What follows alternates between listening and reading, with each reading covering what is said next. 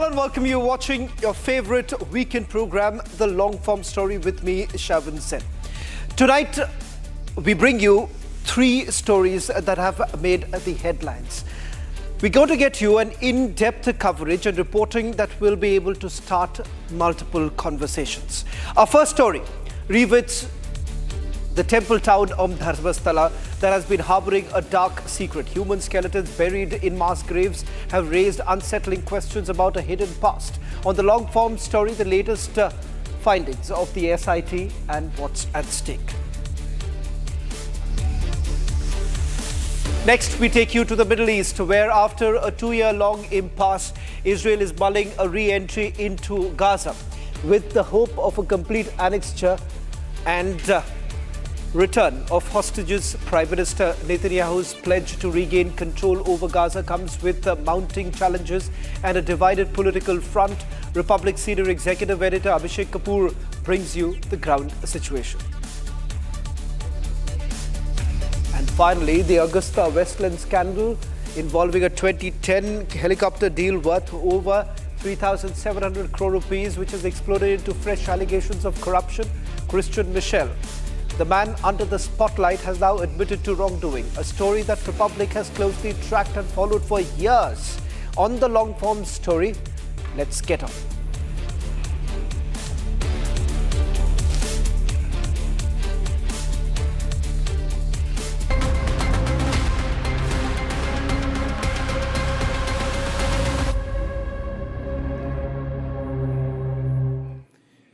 In the sacred hills of Dharmasthala, faith and fear now walk side by side. What was once a quiet temple town is today the epicenter of Karnataka's most chilling investigation. Human skeletons, mass graves, and whispers of violence buried for years. As the SIT digs deeper at spot number 13, every bone tells a story. And every discovery raises the same haunting question: who were they? And why were they silenced?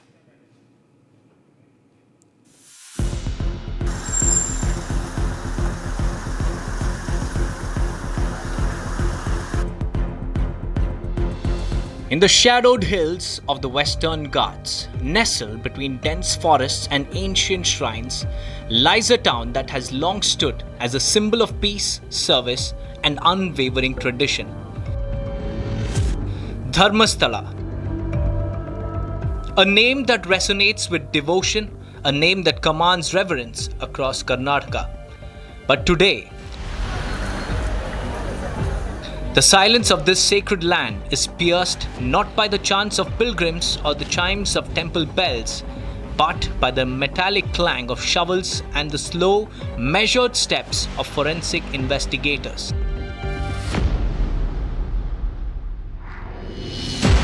What began as dismissed rumors and so-called false accusations has now transformed into one of the most chilling and mysterious investigations Karnataka has seen in recent memory. Human skeletal remains, not one, not two, but multiple, emerging from the very earth at spot number 13, buried deep in the soil of Beltangadi Taluk.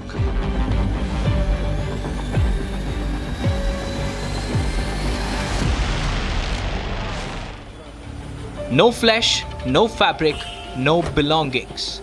Just bones, skulls, rib cages, traces of human life, now reduced to fragments.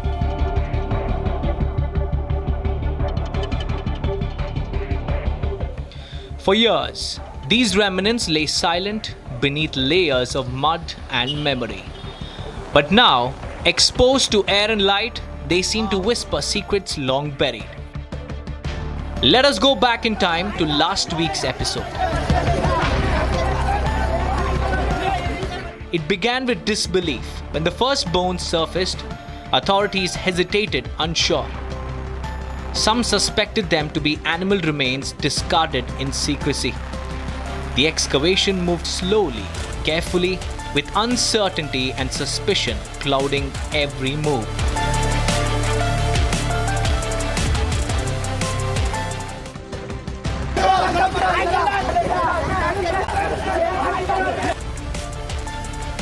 Villagers gathered, watching, whispering, sharing old stories and half-remembered tales.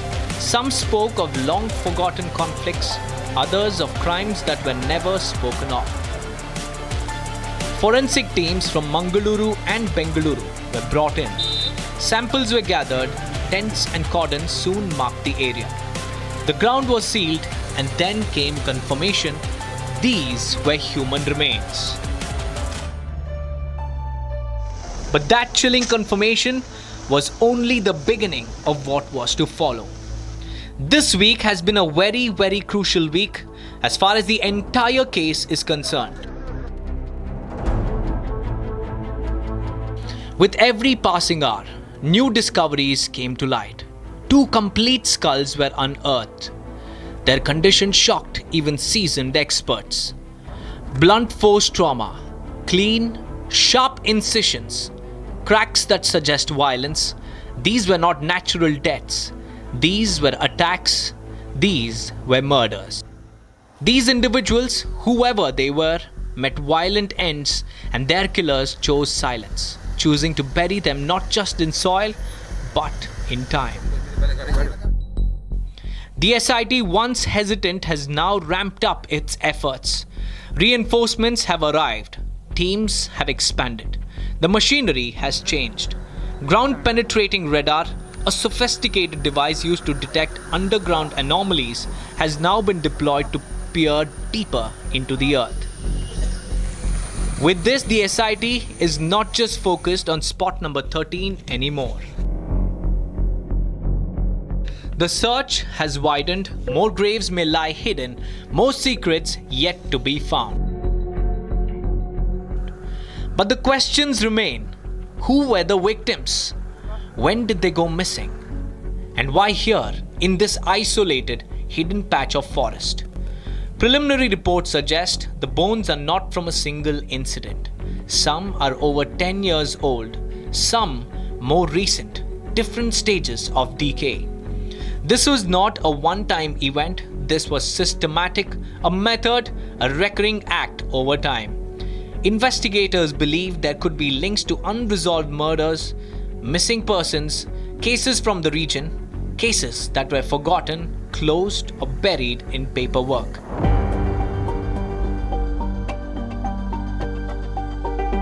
But there's another complication.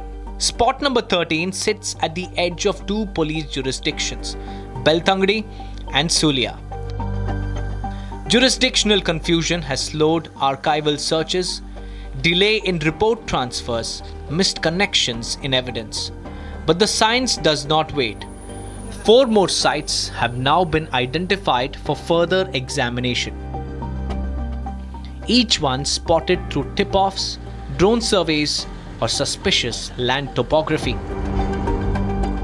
Villagers say they always sensed something, that unease, that fear of the unknown. Men arriving late at night whispered warnings to stay indoors. The government has now asked all Gram Panchayats in the region to report any cases of missing persons, unclaimed land, and unresolved violence over the past decade. And still, even with all these developments, we have no names, no photos, just skeletal remains. But the labs in Bengaluru are working. DNA extraction is in progress. Every fragment may help restore someone's identity, someone who went missing. Officials remain tight-lipped, but off record, some admit this case is unlike anything Karnataka has ever seen. Hidden mass graves, systematic silence, deliberate dumping of human lives. It is a crime not just of murder, but of erasure. Dharmasthala, once known only for faith, now sits under the shadow of suspicion. In the heart of devotion, something else has been silently growing, a story too disturbing to ignore. While temple bells ring and lamps are lit in prayer, just a few kilometers away, another kind of ritual continues. The ritual of uncovering truth, of exhuming secrets from deep beneath the soil. Under tarpaulin covers, in hushed conversations, the SIT soldiers on. What they are digging is not just soil, but history, one that was never written, but only buried. One that speaks of shadows that lived among the faithful, of lives ended before their time, of families that may still be waiting for answers and for their loved ones. The nation watches, some with dread, others with hope, because in the end, this is not just about a case in Dharmasthala. This is about memory, justice, and the uncomfortable truth that no place, no matter how sacred, is immune to darkness. The truth is surfacing slowly and painfully. And in a land known for faith, it is justice that now waits to rise from the soil.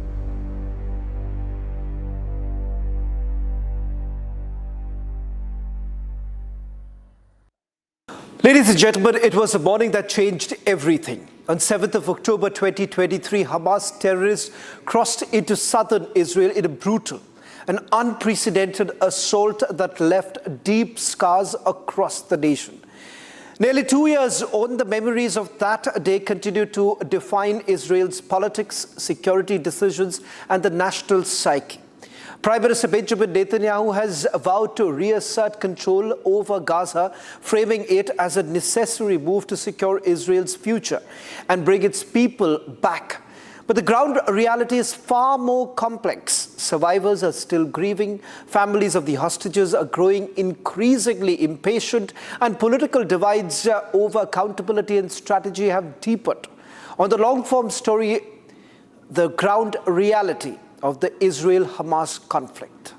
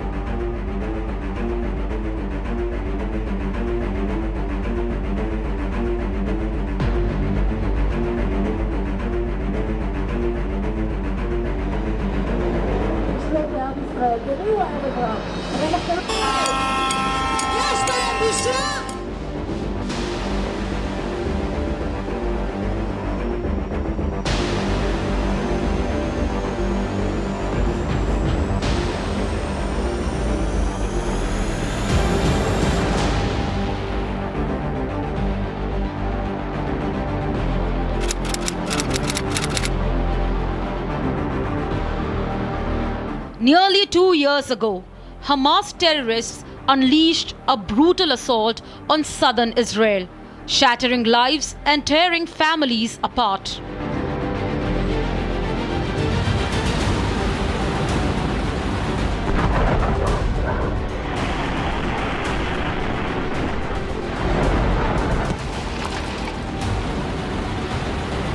"1,200 lives lost, 200 plus ripped off their homes and taken hostage."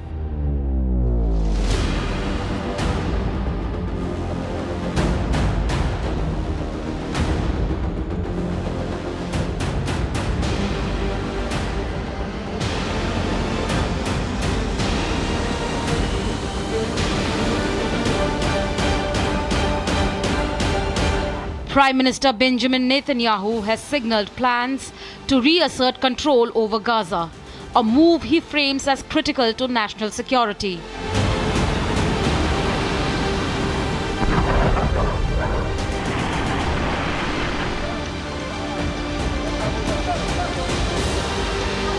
This push for re-annexation is aimed at preventing another Hamas-led assault and bringing the long-standing hostage crisis to justice.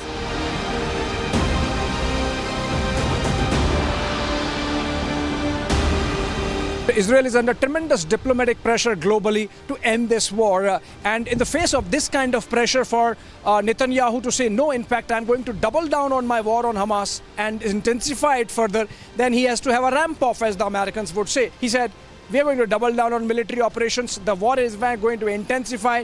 And once it ends with the complete decimation of Hamas, we want a government there, a good government there, but not of Hamas and not of Palestine Authority. The world community can come together and decide and give a good governance structure to the people of Gaza Strip.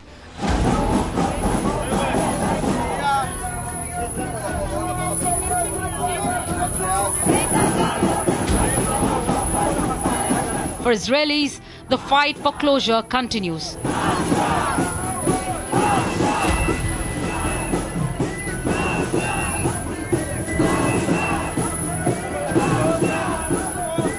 On the ground, in the heart, and in the halls of power.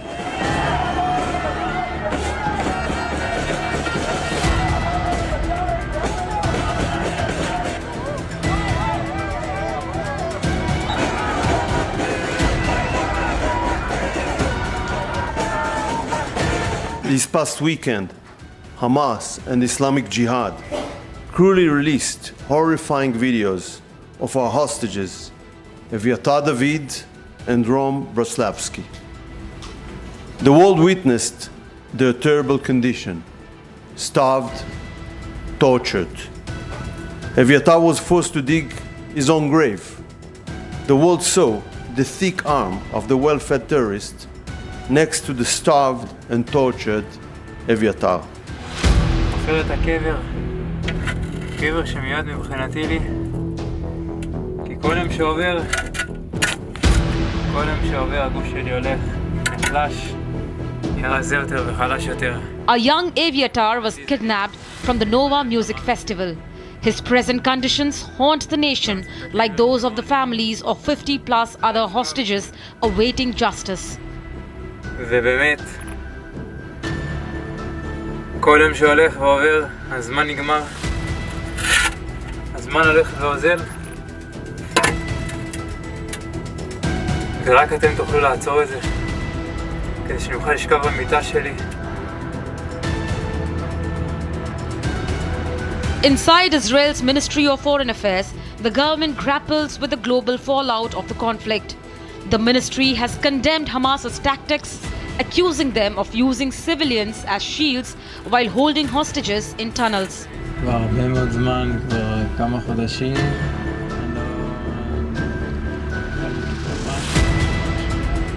This is Jerusalem Hall of the Ministry of Foreign Affairs of Israel in Jerusalem, and we have just finished a press briefing by Foreign Minister Gideon Sa'ar. All the hostages on both the sides should be released, where Israel maintains that what they have are terrorists of Hamas, and the hostages, the civilian hostages, is what Hamas captured and is keeping them. In fact, he did this press conference in the backdrop of one of the hostage victims, Avitar David, whose pictures, haunting pictures, which came out just a couple of days back. He remains in the custody and captivity of Hamas in Gaza, and in many ways he has become the picture of Avitar has become the picture of the condition of hostages for the release of whom talks are going on. Israel maintains it's not going to stop its war till the hostages are released, and Hamas says that's their, unfortunately, currency with which they are trading for a ceasefire. The ministry's reports align with survivor accounts, painting a picture of calculated brutality that has fueled Israel's resolve to dismantle Hamas.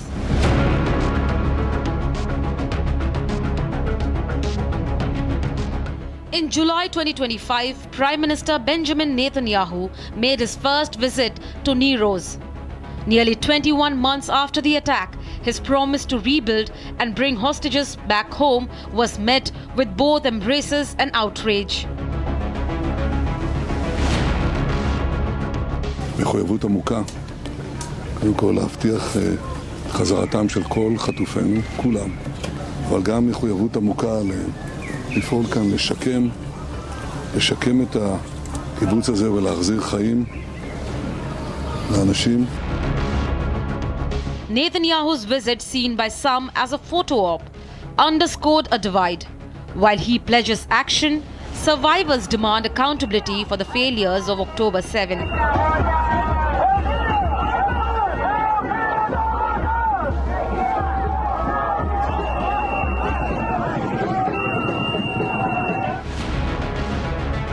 But why is it that Gaza remains the focus? Because on the ground, Israelis live with fresh memories of October 7th. Communities like Niroz and Nahalos, just miles from the border, bear scars that time hasn't healed. The need for normalcy drives daily life, even as rocket alerts persist. There's a certain haunting eeriness as we walk around this near kibbutz, which remains unoccupied because all the residents, 1/4 of whom were actually massacred on October 7, 2023. Those who survived live at other places, though we are told that this is going to be re-established again. But just look at this. This is one of the houses, and this belonged to David Konio. He was 33 at that time. And then you have the entire family. So, brother, sister-in-law, wife, sister, some relations, including kids, they were inside. And we are told that October 7 was a day after the Shabbat. Shabbat is typically a Jewish day, weekly off, when the entire family comes and has dinner. The entire family was here a day before, which is October 6, and about 12 or 13 of them. And on October 7, half of them perished. In fact, the two brothers were kidnapped along with the children. They were in fact inside when the terrorists came in, and they locked themselves inside, as it happens in Israeli homes. Even in kibbutz, there is a safe room. They locked themselves inside. So what the terrorists did, we are told, is that they cut off the pipe and they put it inside and turned this house. This is a gas supply line for the kitchen, and they turned the house into a gas chamber. And you can imagine what emotions this thought of a gas chamber generates in the minds of the Jewish community. And so these people inside this house were forced to come out. They came out, and they were captured, kidnapped, and they were taken to Gaza Strip. We were told that out of those 6 or 7 who were kidnapped, only 2 came back, and some were killed, and their bodies repatriated, including these little kids. Nir Oz kibbutz, once a peaceful farming community, now a symbol of loss. I see that this is one of the homes which lies in ruins, devastated completely, and seems it was the residence of Oded Lifshitz. That's right. 24 years old. He was 83 at that time. That's right. And so, and is he abducted, because it says bring him home now? Actually, this is not actualized, but he was abducted here with his wife, Yocheved Lifshitz. Oded was murdered in the Gaza Strip, and Yocheved was released the 14th day of the war. She was the first lady released. Oded, 83 years old, he was a pacifist. He was a man that used to take people from the Gaza Strip to sleep in his house. They take him for different medical treatments, like oncologic treatments and dialysis treatments and so on. He really, the people that used to live in this kibbutz were the people of the left of the Israeli society that really wanted to live aside with the Palestinians. And this is the way Hamas paid to them. The Nova Music Festival, a celebration of peace and music, turned into a slaughter. Over 200 young Israelis were killed, dozens taken hostage. The site remains untouched, a stark reminder of the attack's brutality. We are in the midst of the Nova Music Festival spot where the October 7 terror attack began, and this has turned into a memorial where people come and pray for those who lost their lives, bless their souls. This, for example, is someone identified as Ofek Arbib, seems like was a soldier, and story says, imagine this boy, this student who you have probably seen in your classroom, the king of his class. And then the entire story. Imagine a soldier sitting down for lunch when a woman approaches asking for charity and tells him about her family of 11 struggling to make ends meet, and basically a life sketch of Ofek, and he was here. Similarly, in this case, for example, Dor Avitam, probably he liked playing guitar, and that's why the family has put in a guitar for him at this spot. There are candles. And there are prayers like these put by families, friends coming in. And then we have stories like this one. Ronnie, Polvanov, Bar Zohar, and each of them, they were here amongst the revelers of about 3,000 size, enjoying the music and dance, and that's when the terror attack happened, and about 364 of them lost their lives here only. Many of them were captured and taken back to the Gaza Strip, which is just a few kilometers from here. And since then, Israel, of course, has been in a war with Hamas. Today, the site is a pilgrimage for families and survivors, a place to mourn and demand the return of those still in Gaza. All those kibbutz and the Nova festival, which were targeted by the Hamas terrorists on October 7, on that fateful day, are in this part of Israel. And this is a place which has all those cars that were destroyed, and every car, in fact, we are told, has a story, and that's why you see those QR codes. So this is a Toyota Hilux from Nir Oz, which is a kibbutz, and this QR code, if you scan, it tells you the story behind who all were there in this car when these terrorists attacked and got killed. So if you look at this, for example, we are told this is an ambulance, and the terrorists had hijacked this ambulance, and people, unsuspecting people in those kibbutz, they thought this is an ambulance coming, and that's when they got targeted and killed. In fact, there were about 8 bodies found from inside this vehicle, which used to be an ambulance. Hamas terrorists had captured it, and subsequently, of course, all the rituals and the last rites were carried out. But this really gives you an idea of the kind of scale of destruction. About 1,500 cars at this graveyard effectively. This is very close to Gaza Strip, just about, we are told, 1 kilometer odd is the distance from where the Gaza Strip starts. And these Hamas terrorists carried out their air and land attack. It was a naval attack also, but this part, it was essentially a land attack with the Hamas terrorists breaking open through the walls and fences and coming in. I'll show you those couple of vehicles which were used by Hamas terrorists, improvised with machine guns, and that really gives you an idea of the kind of planning that went into the attack. Near Nero's, the Takuma car cemetery holds the wreckage of that day. Vehicles from the Nova festival and kibbutzim frozen in time. Each car tells a story of escape attempts, of lives cut short.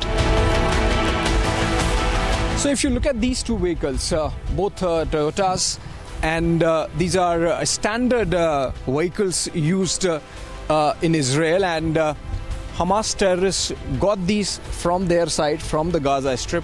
If you look at it, absolutely normal random vehicle picked up, but look at that structure, that steel structure, on both the Toyotas, and those were used to fix their machine guns, and they came riding on these and using the part where they stood and fixed those machine guns, and then targeted those unsuspecting civilians inside the kibbutz. And you can imagine, with the kind of advantage they had of the height, they would have the number of people they could target. About 1,200 perished in that attack on October 7, and this really gives you an idea of the kind of planning that had gone into the attack carried out by Hamas.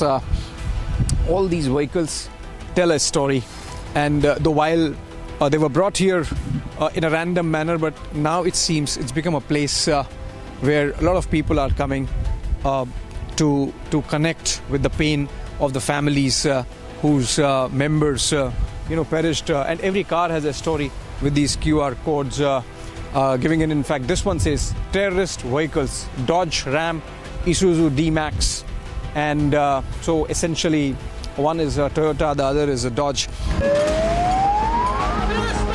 As Israel navigates its grief, the fight for hostages and healing continues. The government remains under intense pressure to bring back its citizens.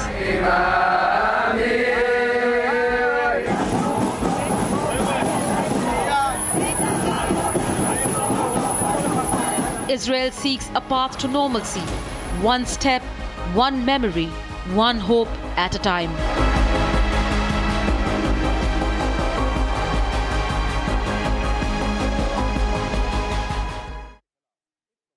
A 3,726 crore rupees helicopter deal meant to enhance India's defense capabilities has spiraled into a massive scandal. Agusta Westland's 2010 contract sparked corruption accusations with Christian Michel, a key middleman extradited to India in 2019. Now in 2025, Michel admits to corruption, but only in Italy, not India. With ongoing investigations and political fallout, the real question remains, will the full truth ever come to light? Or is this web of deceit too tangled to unravel? Christian, would you want to speak? Christian, would you give facts to India? Christian, will you tell the truth about those names? Vadra Gandhi family या Congress party के link थे Christian Michel के साथ। मैं किसी को आरोप करना मेरा काम नहीं। इन मुद्दों पर भ्रष्टाचार को लेकर के सवाल उठे, लेकिन जांच दबाई दी जाती है। You were in contact with certain bureaucrats and intermediaries here in India. Were you in touch with the Gandhi family? Those who have been named in the case, have you ever spoken to anyone?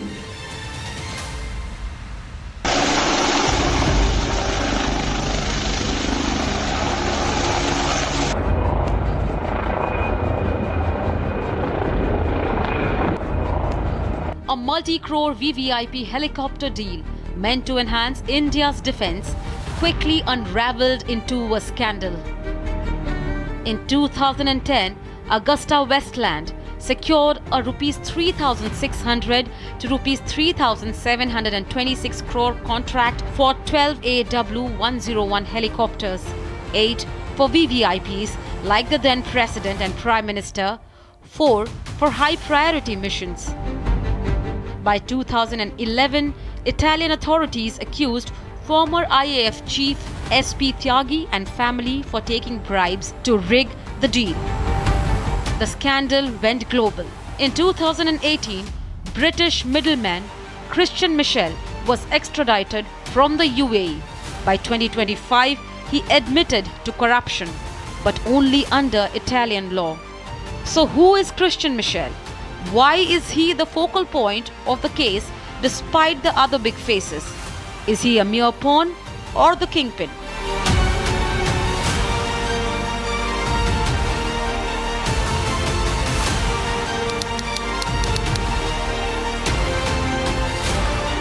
Yeah, is this Christian Michel?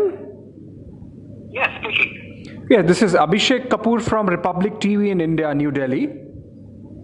Oh, hello. Hi, Michael. This is, regarding the Agusta Westland case, because a charge sheet has been filed by the CBI today. Right. And your name is there as an accused. So we wanted your reaction to this. Yeah, well, I mean, the reaction just, there doesn't ever seem to be any evidence being placed. No, obviously they have evidence. That's why they have put you in the charge sheet. They have put your name as an accused in the charge sheet. They have evidence. Right. But I mean, I thought I had been charge sheets already against me.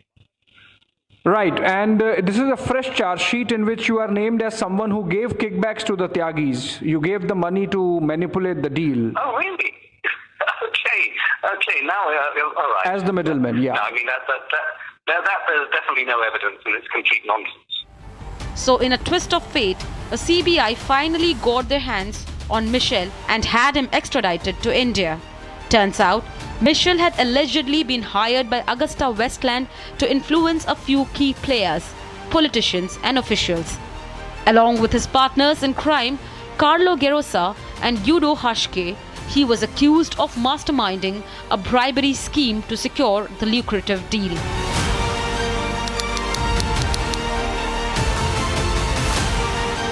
Christian Michel, that we have accessed, because this is the full extradition tape. The moment he landed in India at the Indira Gandhi International Airport, the technical area side, from there he sits in the car and he's brought to the CBI headquarters late in the night, where he was questioned.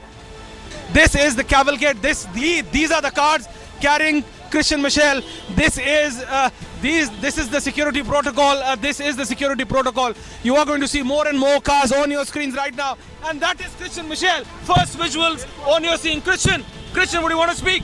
Christian, would you want to speak? Christian, have you turned an approver? Christian, would you give facts? Christian, would you give facts? Christian, would you give facts to India? Christian, would you give facts? Christian, would you give facts at last? Christian, would you tell the truth? Christian, would you tell the truth? Christian, will you tell the truth? Christian, will you tell the truth? Christian, will you tell the truth? Christian, will you tell the truth? Christian, will you tell the truth about those names? Christian, will you tell the truth about the names? What are you doing? Christian, will you tell the truth about the names? Christian, Michel, Niranjan not going. The class is covered. Yes, Christian, will you tell the truth about the family? Christian, and that's the car getting in. Christian Michel, first visuals on your screen, Niranjan, here on Republic. The cavalcade gets in. You have the senior CBI officials right there accompanying. It's an 8-car cavalcade entering the CBI headquarters. But why was Michel so crucial? Well, in 2012, raid on Hashke's Swiss home had uncovered a diary. Nothing too dramatic, just some scribble notes with acronyms and amounts that could very well have been the smoking gun behind the entire scandal. Hashke, who later cut a deal with prosecutors, admitted the handwriting was his, but claimed Christian Michel dictated the note. The BJP, then in opposition, did not hold back, alleging that acronyms like AP and FAM stood for Congress leader like Ahmed Patel and the Nehru-Gandhi family. But the real question remains, how did these acronyms end up in the diary? And for what purpose?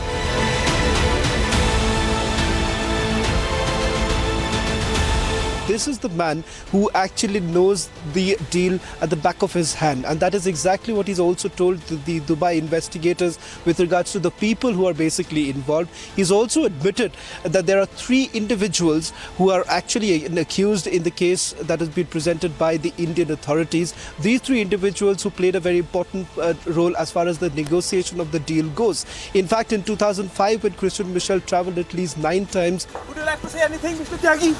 Very happy. I'm very happy. Come. Sir, you are saying you are very happy. Sir, you are saying very happy. Why am I, sir? Sir, why are you asking me this question? Why are you asking me this question? Who are you? Firstly, tell me who are you? Who are you? I'm a journalist. ना देखो, what journalist यार? Journalist तो सभी होते हैं. कौन हो तुम? क्या कोई आप मेरे मुंह पे देखिए तमीज से बात करेंगे आप. हाँ ये नहीं कर सकते आप. मेरे को तंग नहीं कर सकते आप, है ना? आपको सवाल पूछना बात और है, लेकिन तंग नहीं कर सकते. ये नहीं कर. You know this changing me and not. In 2012, the government ordered a fresh probe into the alleged malpractices in the procurement of 12 VVIP helicopters for the Indian Air Force from Italian firm Agusta Westland. Replying to the opposition, the Defence Minister A.K. Antony was hell-bent on ensuring a fair investigation into the deal. Once we get a report of the preliminary inquiry from the CBI, and if otherwise also we get any evidence from other quarters, I assure you, we will take the strongest action as per the Integrity Pact. When Congress President Sonia Gandhi's name emerged in the Choppergate scandal, the situation took an even murkier turn. No wonder the late Manohar Parrikar was right on the money when he called for a thorough investigation from all angles.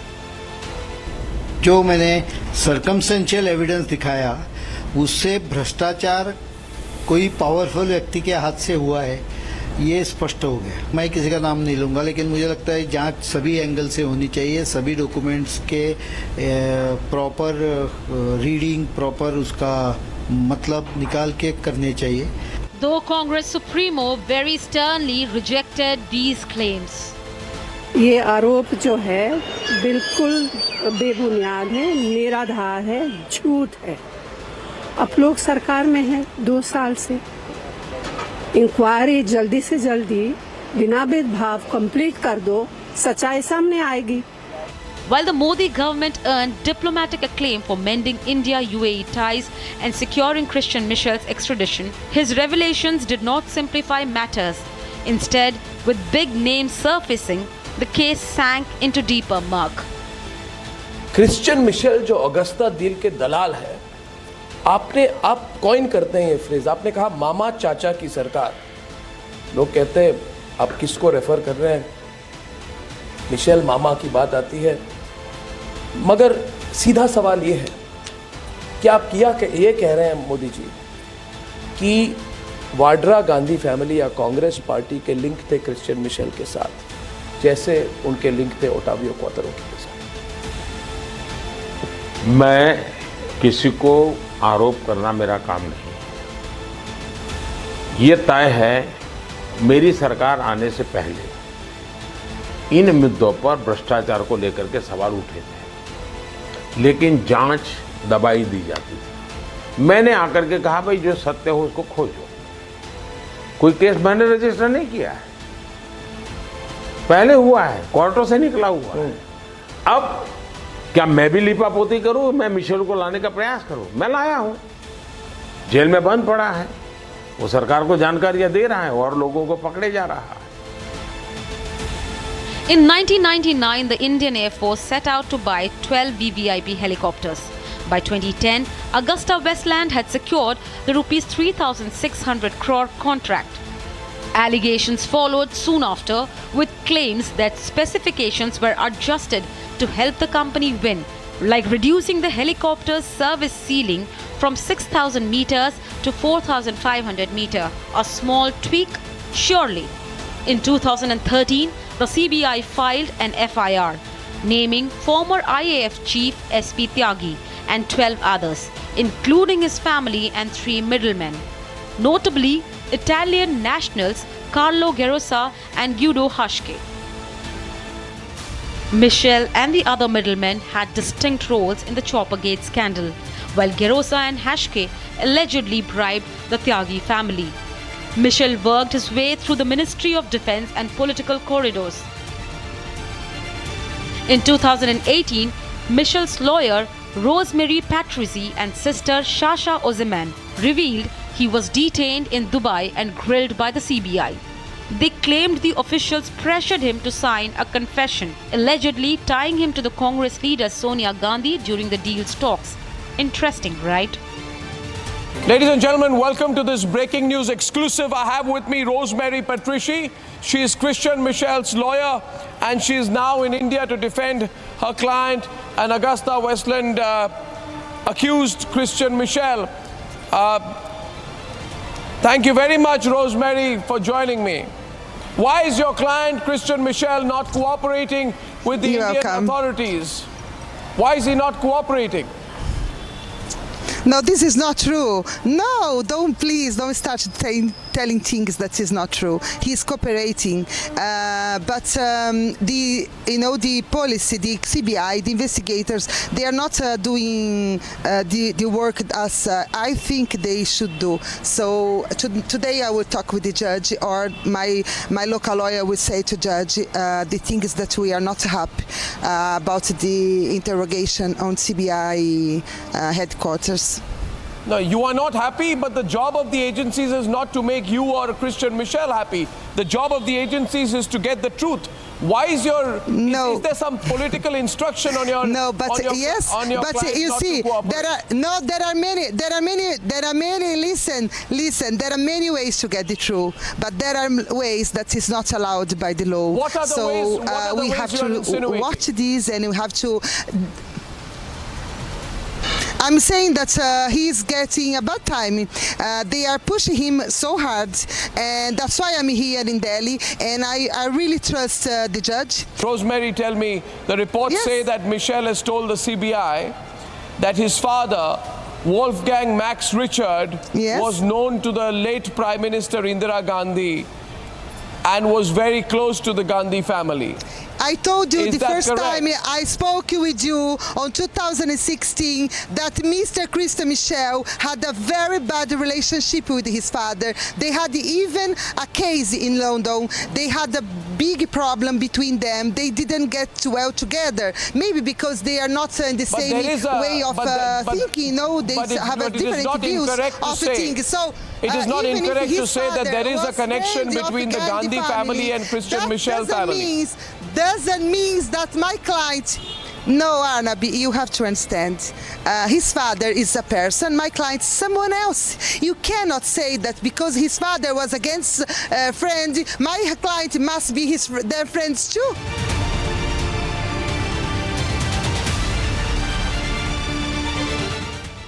Eight months after an Italian appeals court acquitted two former Leonardo executives, Giuseppe Orisi and Bruno Spagnolini, in the Agusta Westland bribery case, fresh revelations reignited the controversy. Just days after the court's detailed judgment, news surfaced that alleged middleman Christian Michel's extradition to India had been cleared by a Dubai court. Years have passed, accused have been apprehended, others acquitted, and multiple agencies have peeled back layer after layer of this case, yet nobody, not one soul, has cracked what the acronym BUR, FAM, AP and POL actually mean. Who or what do they point to? So Mr. Michel, can you please, since the start of this investigation, there has been mention about bribing the intermediaries and certain politicians and bureaucrats. So who were those people? Can you give some names? Let me tell you, there's no corruption that took place in India. And I was very much aware of everything. There was no corruption in India. The corruption took place in Italy. It's an Italian political affair. It's got nothing to do with India. Christian Michel, a British national and the middleman behind the deal, remains in Indian custody. Though the Delhi High Court recently denied his bail plea, Michel claims the corruption occurred in Italy and not in India. Is this confession opening Pandora's box or charting an unexplored trajectory? One thing is clear, the case is far from over. That's all that we could pack in this edition of the Long-Form Story. We'll be back next Saturday with more in-depth stories from across the country.